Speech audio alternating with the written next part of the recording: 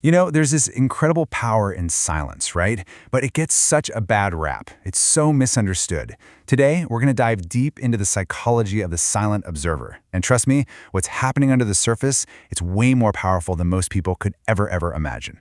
So have you ever been in a situation where you just feel a shift in someone's tone, like before they even know they're upset? Or maybe you walk into a room and you can instantly sense the vibe. You just know something's off.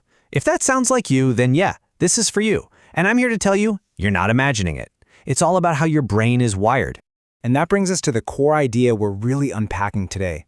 See, what most people write off as just being shy or, passive, it's actually the complete opposite. Your silence isn't a void. It's this high-speed, high-bandwidth data intake. You're constantly absorbing and analyzing everything. I love this way of putting it. It's like, while everyone else is playing checkers, your brain is over here playing 4D chess. A normal conversation might look simple on the surface, right? But you're tracking everything. The tone, the body language, all the little bits of subtext. You're basically running simulations in your head about where it's all going. So let's break down exactly how this works. All right, first things first, we have to totally reframe what we think quiet means. It's not an absence of activity, not at all. It's a completely different kind of activity. And frankly, it's way more intense. Okay, so look at this. This shows the huge gap between how people see you and what's actually happening. On the outside, yeah, they might see shy, quiet, withdrawn. But the psychological reality? Your brain is in a state of hyper-vigilance. It's a constant state of data intake, scanning, analyzing. It's basically a full-time job. And the reason for this is a trait called sensory processing sensitivity. Here's a great way to think about it. Most people's brains have a pretty thick spam filter, right? It blocks out all the minor little social details. But your spam filter is way thinner. So you're getting the raw data feed. Every single micro-expression, every tiny hesitation, you're not just in the room, you're literally downloading it. Now, if all this makes you feel like you're some kind of outlier, listen up. You are definitely not alone. Psychologists estimate that this trait, this heightened sensitivity, is found in about 20% of the population. That's 1 out of every 5 people. It's more common than you think. So, this isn't just some personality quirk. It's a real, recognized neurobiological trait. And the best way to think about it is not as a flaw, but as a different operating system. And guess what? That operating system comes with some pretty remarkable abilities. Which leads us right into what we can honestly call your cognitive superpowers. And no, I'm not just being dramatic. These aren't quirks, they are highly advanced analytical tools that your brain is using all the time. First up, pattern sensitivity. Think of your brain as a pattern recognition machine on steroids. You're wired to see the invisible strings on every interaction. You see the scripts people follow without even realizing it, the behavioral loops they get stuck in, the hidden power dynamics. It's like you can see the matrix. And this is so true. You know that feeling when you say, I knew that was going to happen?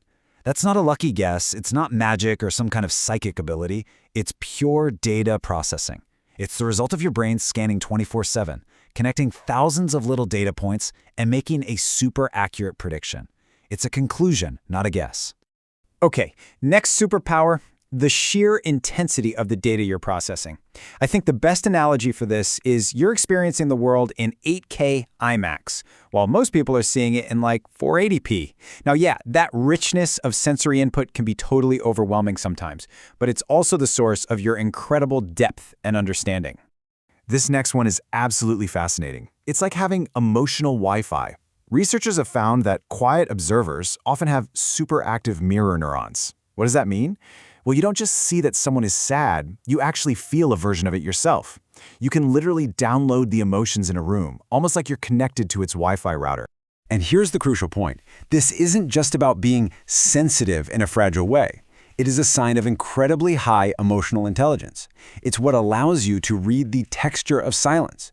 You know the difference between a comfortable silence and an angry one, because you're reading all that emotional data hidden inside it. Then there's this thing called metacognition. It's like you have 2 tabs open in your brain at all times. In the first tab, you have the external conversation you're a part of, but in the second tab, you're running a constant, real-time analysis of that conversation. You're narrating, you're fact-checking, you're assessing the whole dynamic as it's happening. And this, of course, leads to a huge misunderstanding. People might think you're antisocial, but that's not it at all. The reality is you're just anti-BS. Your brain is so finely tuned to authenticity that meaningless small talk and all that social pretense, it just feels like nails on a chalkboard. You don't just prefer depth, you crave it. It's the only language your brain really speaks.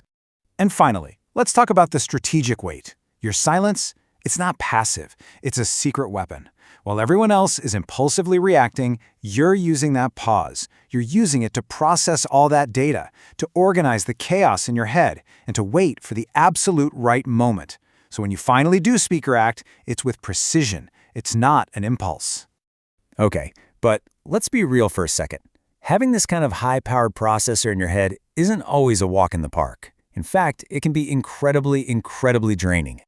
And this quote just hits the nail on the head. Being the person who sees too much in a world that notices too little, man, that is a heavy burden. It's absolutely exhausting to operate at this frequency all the time, especially when you feel like you're the only one who sees what's really going on. All that constant analysis, it takes a massive amount of your energy. So please, the next time you feel overwhelmed in some chaotic social situation, remember this. Your struggles are not flaws. They are patterns that are just waiting to be understood. Your brain is working overtime trying to find those patterns and make sense of all the noise. The exhaustion you feel isn't a weakness. It's a sign that your processor is running at max capacity. Which brings us to the final, and honestly the most important part. So what do you do with all this? How do you live with it? Simple. You learn to embrace your frequency. You embrace the way your mind is built to work. And this is so key. You have to stop draining yourself trying to fit into spaces that just weren't designed for a mind like yours. It is perfectly okay to step away from those loud, chaotic environments. It is 100% okay to need solitude to recharge your batteries. You're not failing at being social, you're succeeding at protecting your own energy. And never, ever forget this. The quietest rooms often hold the loudest truths.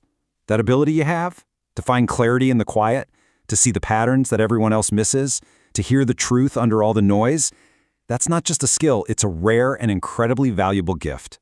So I want to leave you with this question. The next time someone asks you, hey, why are you so quiet? What will you know? Because after this, you'll have a new answer, won't you? You won't just think, oh, I'm just shy. No. You'll know that you're quietly running a complex analysis that they couldn't even begin to imagine.